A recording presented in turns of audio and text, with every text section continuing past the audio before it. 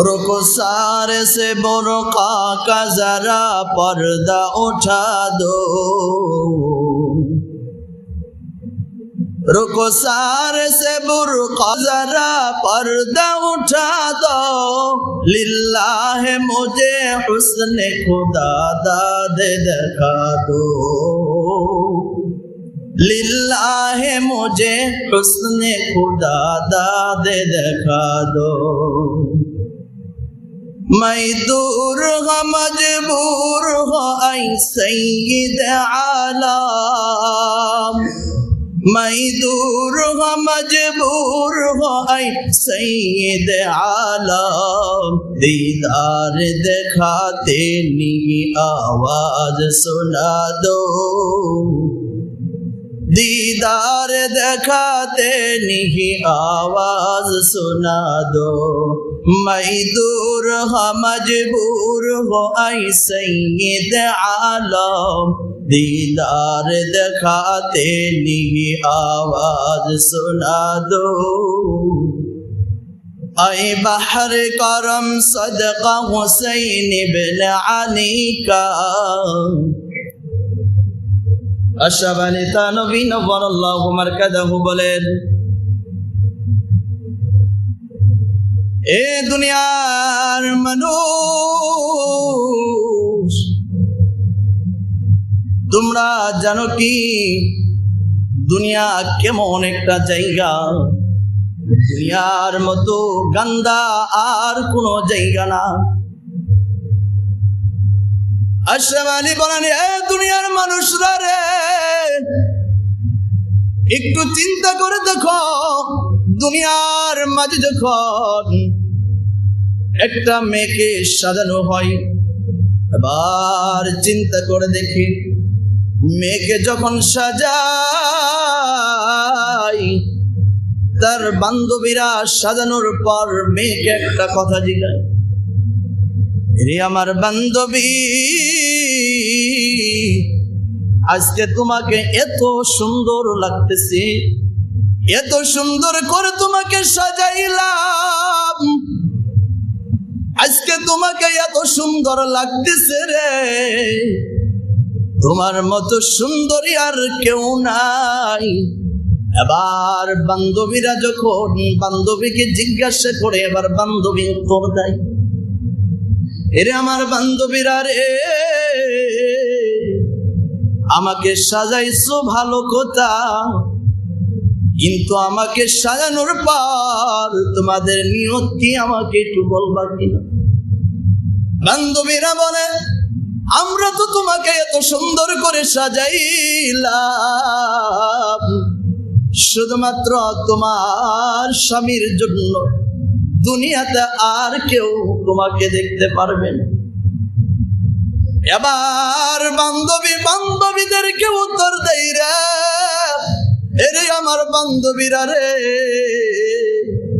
এত সুন্দর করে সাজাইলা যার জন্য, উনি যদি আমাকে দেখার পর আমার প্রতি নারাজ হইয়া থাকে, আমাকে যদি পছন্দ না করে রে, তাহলে তোমাদের এই সাজানোটা বৃথায় চলে যাবে। আশরাফ আলী থানভী বলেন, এ দুনিয়ার মুসলমানরা রে, ওই যে মেয়ের মতো আমাদেরকে দুনিয়াতে পাঠানো হয়েছে, আল্লাহ জান্নাতি করে দুনিয়াতে পাঠাইলেন, সারা দুনিয়ার মানুষ আমাকে ভালো ভালো বলে আখ্যায়িত করে। এরে মুমিন বান্দারা, একটা বার চিন্তা করে দেখো, আমার মালিক যদি আমাকে একবার ঘোষণা দিয়া দেয়, তোমার মতো খারাপ ব্যক্তি আর দুনিয়াতে কেউ না, আমাকে যদি বলে আল্লাহ যে তোমার মতো খারাপ বান্দা আর কেউ দুনিয়াতে নাই, তাহলে ঠিক ওই বান্ধবীর মতো হইল।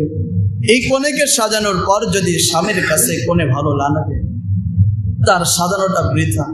আমি দুনিয়াতে থাকলাম, আমল করলাম, সবই করলাম, আমার মালিকের কাছে যদি পছন্দ না হয়, সবগুলো বৃথাই চলে যাবে। ঠিক কিনি বলেন তো দেখি? এটাই হলো বাস্তবতা। দুনিয়া হাজার হাজার করেন, কোনো নিষেধাজ্ঞা না। দুনিয়ার মায়ায় পড়ে যান, কোনো নিষেধাজ্ঞা নাই। কিন্তু দুনিয়ার মায়ার সাথে যখন আমার মালিকের মায়াটা লেগে যাবে, আমার মালিক বলেন এই ব্যক্তির মতো দুনিয়াতে আর সফলতা কেউ অর্জন করে নাই। সুবহানাল্লাহ। কারণ সবগুলো লাগে, দুনিয়া লাগবে, আখিরাতও লাগবে, তবে লাগার মধ্যে একটু ব্যবধান আছে। এটাই আশরাফ আলী থানভী বলেন, ও দুনিয়ার মানুষ, এই দুনিয়াটা কেমন গান্দা জানো নাকি? দুনিয়ার মায়া মহব্বত করো, কোনো নিষেধাজ্ঞা নাই, আমি তোমাকে কখনো নিষেধ করি না। কিন্তু একটাবার চিন্তা করে দেখো রে বান্দা,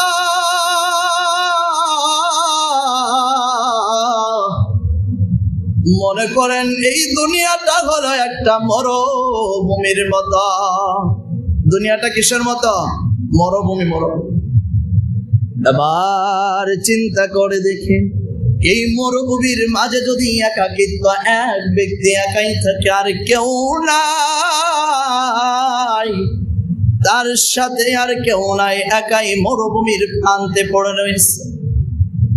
প্রত্যেকটা ব্যক্তি যখন এই দুনিয়াকে মরুভূমি পাইবা, আর শুধুমাত্র এই উদাহরণটা স্মরণ রাখবে, এই ব্যক্তিটাই দুনিয়াতে কামিয়াবির দরজা পাবে। সুবহানাল্লাহ। কেমন মরুভূমি! এবার এই মরুভূমিতে যখন আপনি রয়েছে, মনে করেন পিছন থেকে একটা সিংহ আপনাকে ধাওয়া করলো। এবার দাওয়া করার পর আপনার চিল্লাইতে চিল্লাইতে একদিকে দৌড় দিচ্ছেন নিজের জানটা বাঁচানোর জন্য। মরুভূমির থেকে আমরা দৌড়াইতে দৌড়াইতে এক পরিত্যক্ত কূপের নিকট আসলেন। ও দুনিয়ার মানুষ, উদাহরণটা ভালো করে স্মরণ রাখে। এবার যখন পরিত্যক্ত কূপের নিকট আসার পর পরিত্যক্ত কূপেতে ঝাঁপ দিবে বা ব্যক্তিটি মনে মনে ভাবতেছে, আমি যদি সিংহের থেকে বাঁচতে চাই, তাহলে তো এই পরিত্যক্ত কূপের ভিতরে আমার লাভ দিতে হবে। যখন পরিত্যক্ত কূপের মাঝে লাভ দিবে, এমন মুহূর্তে কূপের দিকে তাকাইয়া দেখে বিশাল বড় একটা সাপ।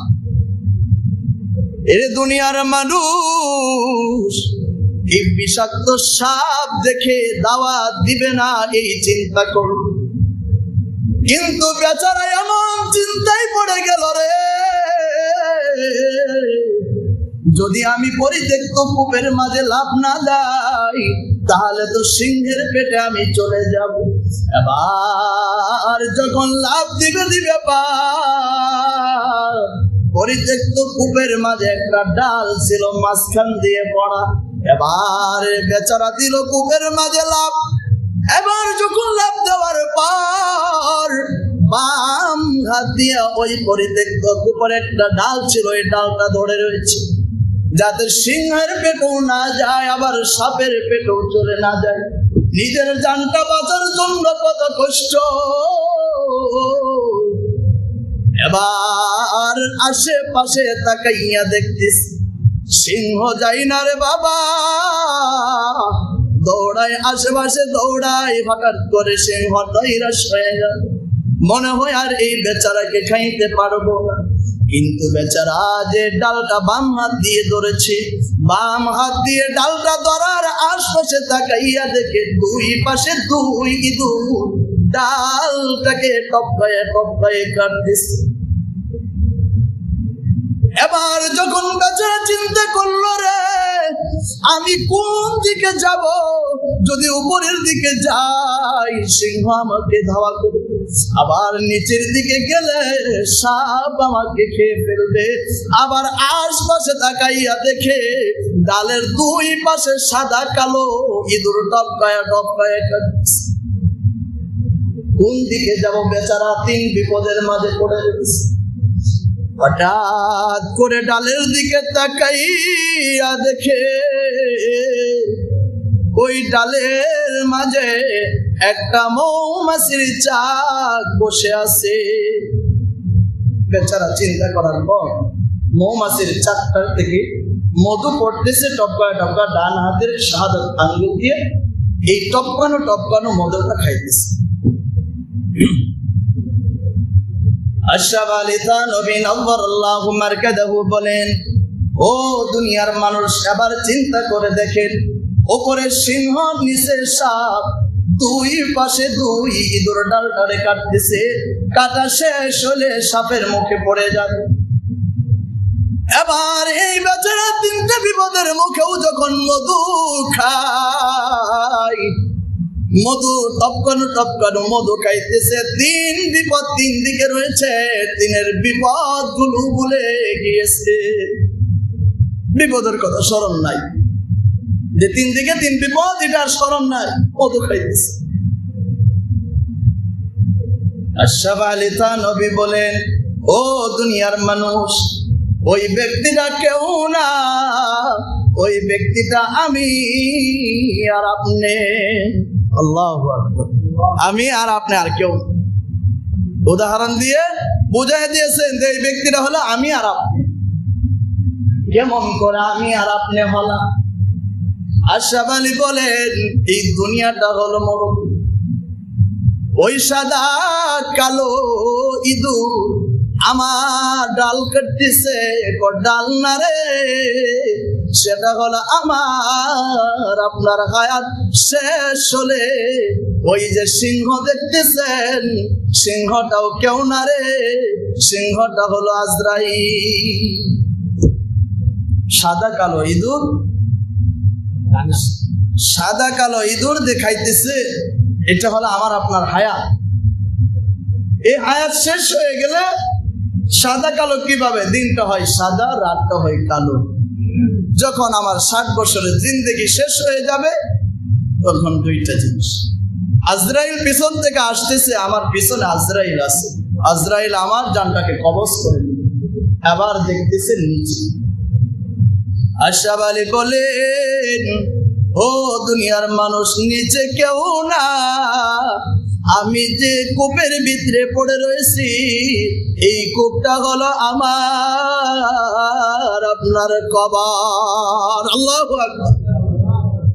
আমার আপনার কবর হলো ওই পরিত্যক্ত কূপ। কারণ বাবারা জানেন, কেউ কি জানেন যে কোথায় কোথায় মাটি হবে? কেউ জানেন না। যখন জিন্দেগিটা শেষ হয়ে যাবে, আমার আপনার জায়গাটা নির্ধারণ করবে দুনিয়ার মানুষ। একজনে কবে এখানে যাও, একজনে কবে এখানে যাও। এই যে পরিত্যক্ত একটা জায়গার ভিতরে আমাকে আপনাকে রেখে আসবে, কেউ নাই। এবার এই তিন বিপদে মধ্যে পড়ার পরেও ওই ব্যক্তি যে মধু খায়, মধু খাইয়া বিপদের কথা বলে গিয়েছে, সেটা কোনো কিছুই না, সেটা হলো আমার আপনার দুনিয়া। যারা দুনিয়ার ভিতরে তাইকা দুনিয়া দুনিয়া করে দুনিয়ার মায়া মহব্বত অন্তরে ঢুকাইছে, আর মৃত্যুর কথা বলে গিয়ে কবরের কথা বলে গিয়েছে, সেটা হলো আমি আর আপনি। মৃত্যুর কথা বলে গিয়েছে, মৃত্যুর কথা বলে গিয়েছে, শুধুমাত্র সামান্য দুনিয়ার মিষ্টি খাইতেছে। মিষ্টি যখন খায় সব বলে যায়, বিপদ কোথায় থেকে আসে না আসে কিচ্ছু জানি না। যে আমি আপনি ওই সামান্য দুনিয়ার মিষ্টি খাইয়া আখিরাতের চিরস্থায়ীর মিষ্টির কথা ভুলে গেছি। ঠিক কিনা বলেন তো? এটাই তো হইতেছে, এর ছাড়া আর কিচ্ছু না। আরে কতদিন? কিছুদিন পরেই তো শেষ। 60 বছরের জিন্দেগি, এটাই বলা হয়। এখন তো মানুষ তাও বাঁচে না, এর আগেই চলে যায়। কখন আমার আর আপনার ডাক এসে যায়, জিবরাইল পিছন থেকে দাওয়া করে নিবে, আজরাইল পিছন থেকে দাওয়া করে নিবে, আমার জিন্দেগি শেষ হয়ে যায়। এবার ওই কবরের ভিতরে কোন জিনিস আছে? আশরাফ আলী থানভী বলেন, মিষ্টির কথা বলছি, ওই মধুর কথা বলছি কেন? তুমি জানো না, যদি দুনিয়ার ভিতরে যদি একটু কষ্ট করো, তাহলে ওই কবরের ভিতরে মধু খাইতে থাকবে। কবরের ভিতরে মধু পাবেন, জান্নাতি আবহাওয়া, জান্নাতের যত আবহাওয়া আছে সবগুলো কবরের ভিতরে পাবেন যদি দুনিয়াতে একটু কষ্ট করেন। সুবহানাল্লাহ। আর যদি দুনিয়াতে যদি কষ্ট না করি, সারাদিন দুনিয়ার পিছনেই থাকি, দুনিয়ার মায়া মহব্বত অন্তরে রাখি, তাহলে শেষ ওই যে দেখলাম যে কবর আমার যে পরিত্যক্ত কূপের ভিতরে যে সাপ, ওই সাপ বিচ্ছুটা হলো আমার আপনার জন্য আযাব। কবরের আযাব আর কিচ্ছু না। সাপ বিচ্ছু আমাকে ছাড়বে না, কবরের আযাব আমাকে ছাড়বে। একটা নয়, দুইটা নয়, আমরা সবাই জানি হাদিস। 99টা সাপে সবল হবে, একবার মারবে আর একবার উঠাবে, সারাদিন এইভাবে আমাকে শাস্তি দিবে। কেমন করে সহ্য করবো বলেন? এই জন্য আল্লাহ কোরআনে বলেন, ওমা আনজালনা মিনাস সামাই মা। আল্লাহ রাব্বুল আলামিন আকাশ থেকে, আসমান থেকে এই বৃষ্টি বর্ষণ করতেছে, তাহলে বোঝা গেল সারা দুনিয়াতেই পানি হয়। দুনিয়াটা হলো পানি, আর কিছু না। দুনিয়াতে পানি। দুনিয়ার পানির ভিতরে যদি একটা নৌকা চলে, নৌকার ভিতরে যদি স্বর্ণ মুদ্রা থাকে, বেচারা যদি কোনো কুল কিনারা না পায়, কোথায় যায় নৌকাটা থামাবে এরকম জায়গা যদি না পায়, আর নৌকার ভিতরে সামান্য ছিদ্র যদি থাকে, তাহলে নৌকা এক সময় না এক সময় হলো ডুবে যাবে। মুআজ্জাজ মুসরিয়ে کرام, আমার কথা হলো এটাই, যে নৌকা যেমনই ভাবে সাগরের উপরে চলতেছে স্বর্ণ মুদ্রা নিয়ে, সামান্য ছিদ্র থাকলে নৌকা ডুবে যাবে। আমি আপনি দুনিয়াতে চলতেছি, অন্তরের ভিতরে সামান্য যদি গুনাহের ছিদ্র থাকে, একদিন না একদিন হলো আমি আপনি গুমরার পথে চলে যাব, নৌকার মতো ডুবে যাব, আমি জান্নাত পাবো না। নৌকা যেমন ভাবে ডুবে গেলে স্বর্ণ মুদ্রার সবগুলো সমুদ্রে চলে যাবে, আমিও আপনি একই হালত হবে। যদি গুনাহের সামান্য পরিমাণ প্রভাব থাকে, আস্তে আস্তে আস্তে আস্তে অন্তরটারে জমকা ধরে, এই জং ধরতে ধরতে ধরতে একদিন আপনি আল্লাহকে বলে যান। এই জন্য গুনাহের প্রভাব আমার অন্তরে ফেলানো যায়। গুনাহ হবে, তবে গুনাহ থেকে তওবা করে নিতে। গুনাহ হবে ঠিক, কিন্তু গুনাহ থেকে কি করে নিতে হবে? তওবা করে নিতে হবে। যদি তওবা করা হয় তাহলে মাফ, অন্যথায় গুনাহের শাস্তি আমার আপনার ভোগ করতে, যত যাই করি না কেন দুনিয়া। এই জন্য বলা হয়েছে জান্নাতের ভিতরে, আমরা তো বলি যে জান্নাতি ঘর থাকবে, কেমন থাকবে? হাদিসের ভিতরে আছে, আপনি যখন আমল বাড়ান, আমল করেন, ইবাদত করেন, একটা উসুল মনে রাখেন, ইবাদত করেন, আমল করেন, যাই করেন না কেন, শুধু ফরজ নামাজ পড়ে চলে গেছেন, তাহলে শুধুমাত্র জান্নাতের ভিতরে জান্নাতের যে দেওয়ালগুলো থাকবে, এগুলো শুধুমাত্র ইটের হবে। ইট, বালি, সিমেন্ট দিয়ে আমরা আমাদের ঘরগুলো নির্মাণ করি, ঠিক জান্নাতেও এরকমই থাকবে। জান্নাত উন্নত হবে ওই ব্যক্তির জন্য যে যত আমল বাড়ায় দিয়েছে আর আমলের ভিতরে নূর দিয়েছে। আমলের নূর কিভাবে তৈরি হয় এটাও তো আমরা জানি না। আমলের নূরগুলো তৈরি হয় কয়েকটা জিনিসে। এক নাম্বার, ইবাদত যখন করতেছেন, ফরজ নামাজ আদায় করি, ফরজ নামাজের আগে পিছন নফল আছে, যে আপনি যত নফল ইবাদত করবেন, তাহাজ্জুদ করবেন, ততটা জান্নাতের পদগুলো, জান্নাতের সুউচ্চ মাকামরা আমার আপনার জন্য বরাদ্দ হবে। সুবহানাল্লাহ। ইট যদি একটু, বালি যদি একটু কম হয়, তাহলে ওই ঘরটাও একটু দুর্বল হয়, হঠাৎ করে ভেঙে যাবে। সিমেন্ট যদি একটু কম হয়, ঘরটাও দুর্বল হয়। এবার বেচারা চিন্তা করে আপনি দেখেন, আমলের ভিতরে যদি নূর না থাকে, তাহলে আমি কয়দিন জান্নাতে থাকতে পারবো? কেমন জান্নাতে পাবো? আমরা তো শুধুমাত্র বলি, আল্লাহ জান্নাতের উচ্চ মাকামটা আমাকে দান করেন। তো জান্নাতের উচ্চ মাকাম আমি কিভাবে পাবো? ইট, বালি, সিমেন্ট যত বেশি দিবেন, ততটা ঘর শক্ত হয়। তাহলে ইবাদত যদি বাড়াইতে চাই, ফরজ নামাজের সাথে যদি নফল আমরা না পড়ি, তাহলে আমি জান্নাতটা উচ্চ কিভাবে পাবো? উচ্চ জান্নাত আমি কিভাবে পাবো? জান্নাতের আলা মাকামগুলো আমরা পাবো। আল্লাহ রাব্বুল আলামিন আমাদেরকে এই দুনিয়া পরিত্যাগ করে আখিরাতকে বোঝার তৌফিক দান করুন। আমিন। ওয়া আখির দাওয়ানা আলহামদুলিল্লাহি রাব্বিল